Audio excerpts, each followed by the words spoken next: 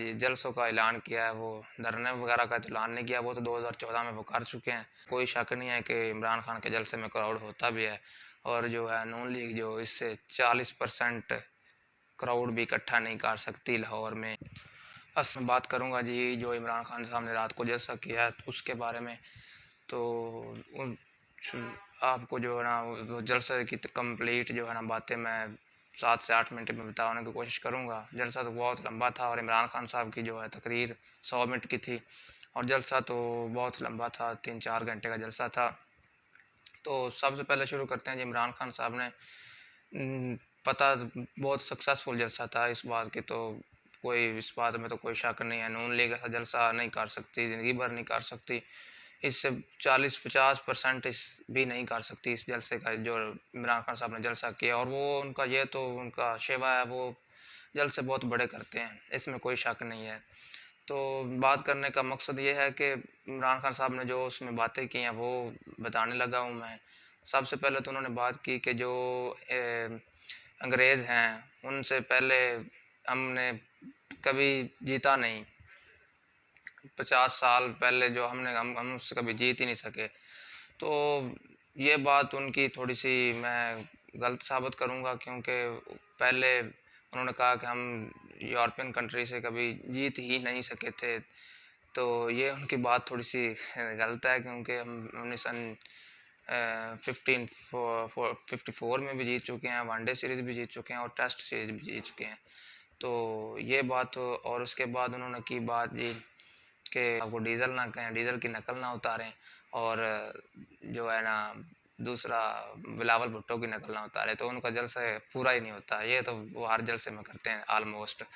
तो उसमें उन्होंने कहा क्या है जी, उन्होंने उनकी नकल उतारी है और कहा है जी कि क्या यानी कि गुलामी से निजात है और गुलामी जो है ना 3 तरह कर रहे थे गुलामी 3 तरह की होती है, उन्होंने फरमाया। एक होती है जी, एक गुलामी से तो कायदा-आज़म ने हमें आज़ादी दिलवा दी थी और जो बाकी की गुलामी होती है, खौफ की गुलामी होती है, ज़हनी गुलामी होती है। और खौफ की गुलामी के भी आगे 3-4 किस्में हैं, उसमें नौकरी की गुलामी होती है, यानी कि नौकरी का खौफ होता है, मौत का खौफ होता है और इस तरह की गुलामी जो है, इस तरह का खौफ जो इमरान खान ने हमें गिनवाया है। और इसके बाद जी इमरान खान ने कहा है जी मैं एंटी अमेरिकन नहीं हूँ, मैं उनका गुलाम नहीं हूँ लेकिन मैं एंटी अमेरिकन नहीं है। तो वो जब उससे उनके खिलाफ साजिश की गई थी बकौल उनके, क्योंकि वो कहते हैं ना मेरे खिलाफ साजिश हुई, तो उनके खिलाफ जो साजिश की थी बकौल उनके, उस वक़्त से कह रहे हैं कि मैं एंटी अमेरिकन नहीं हूँ। तो एंटी अमेरिकन नहीं हूँ लेकिन मैं अमेरिका का गुलाम नहीं हूँ। तो इस बात को वो बार-बार रिपीट करते हैं और कहते हैं ये कि है। तो ये बात तो अब ढकी छुपी नहीं है कि जो ये बात कर रहे हैं कि हम उनको गुलाम है, ये भी हम बाइकआउट फॉर अमेरिका, ये बात तो सब मुलाकातें कर रहे हैं।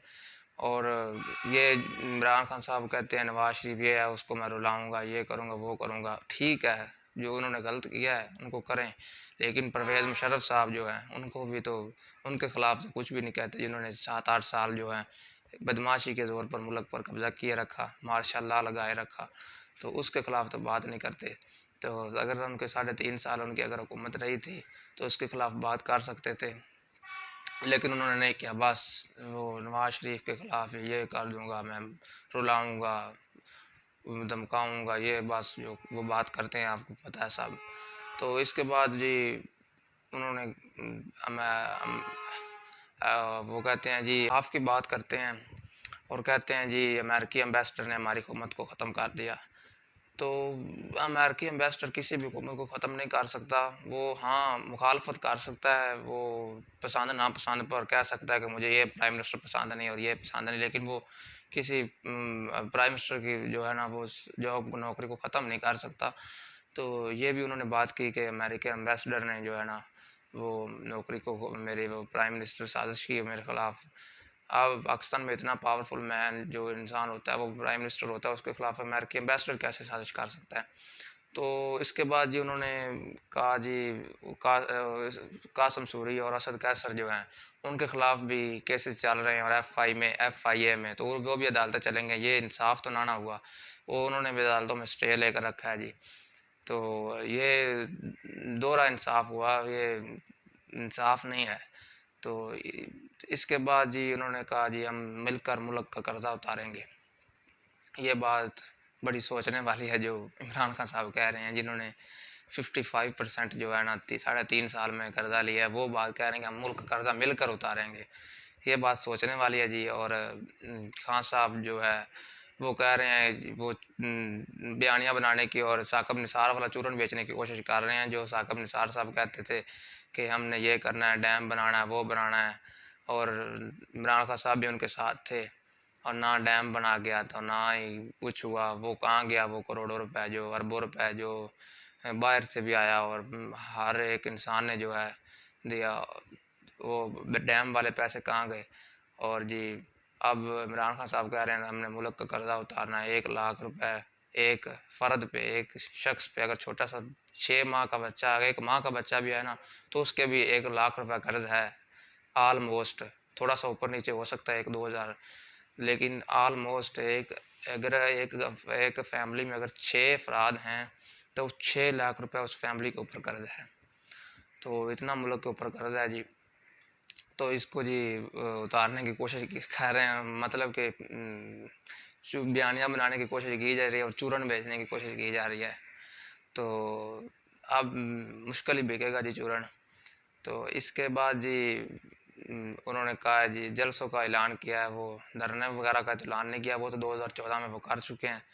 जलसे वगैरह को सबसे पहले जी रावलपिंडी जलसे का ऐलान किया है जी। रावलपिंडी में जलसा करेंगे, उसके बाद जी क्वेटा में जलसा करेंगे, लाहौर में तो ये कल रात वाला हुआ था जलसा, और इसके बाद जी कराची में जलसा किया जाएगा। तो इमरान खान वो धरने की सियासत से दूर होने लगे हैं और जो है जलसे और जलसे जुलूसों में जो है ना क्राउड को इकट्ठा करने की कोशिश की जा रही है। तो इसमें कोई शक नहीं है कि इमरान खान के जलसे में क्राउड होता भी है, और जो है नून लीग जो इससे 40% क्राउड भी इकट्ठा नहीं कर सकती लाहौर में। ये बात मैं बता रहा हूँ और ये बात सच है।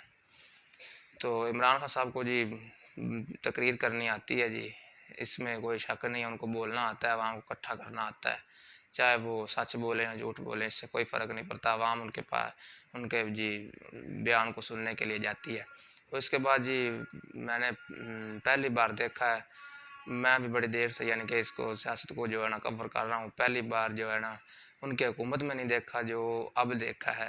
इमरान खान साहब की 3.5 साल हुकूमत में एक दफ़ा भी परवेज़ इलाही और इमरान खान साहब स्टेज पर इकट्ठे नहीं बैठे।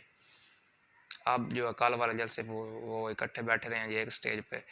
तो इमरान खान साहब जी परवेज़ इलाही को सबसे बड़ा डाकू कहते थे, तो उनके ही साथ बैठे हैं। मैं जी ये पीछे जो आवाज़ें आ रही हैं इनकी से माज़रत चाहता हूँ।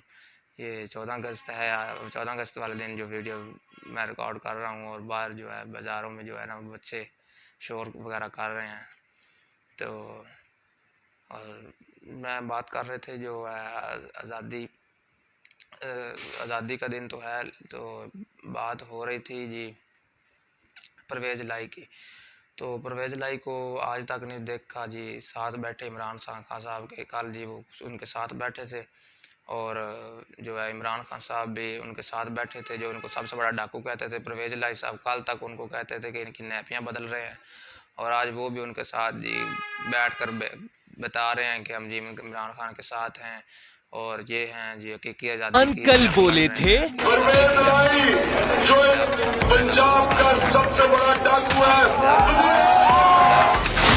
खिलाड़ी आज बोले हैं। तौसीक कर दी है पाकिस्तान तहरीक इंसाफ ने चौधरी परवेज़ इलाही की बतौर वज़ीर आला नॉमिनेशन। कप्तान तो कल ये भी बोले थे चौधरी परवेज़ इलाही एक डाकू है।